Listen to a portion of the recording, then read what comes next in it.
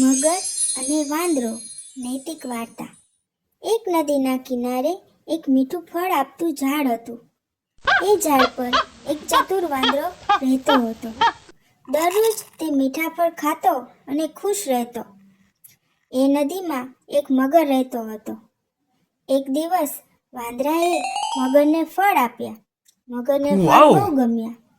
હવે તો રોજ વાંદરો મગરને ફળ આપવા લાગ્યો. બંનેમાં મિત્રતા થઈ ગઈ. મગરની પત્નીએ ફળ ખાધા અને કહ્યું, આવા મીઠા ફળ ખાવાવાળો વાંદરો હશે તો તેનું હૃદય કેટલું મીઠું હશે. મને વાંદરાનું હૃદય જોઈએ.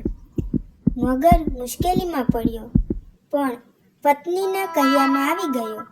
એક દિવસ તેણે વાંદરાને કહ્યું, મારા ઘરે આવ, મારી પત્ની તને મળવા માંગે છે. વાંદરો મગરની પીઠ પર બેઠો.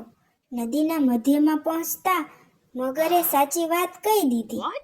વાંદરો ડર્યો નહીં, ચતુરાઈથી બોલ્યો, અરે, હું મારું હૃદય ઝાડ પર મૂકી આવ્યો છું.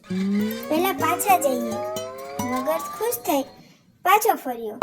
ઝાડ પાસે પહોંચતા જ વાંદરો ફટાફટ ઝાડ પર ચડી ગયો અને બોલ્યો, મૂર્ખ મગર, હૃદય તો શરીરમાં જ હોય.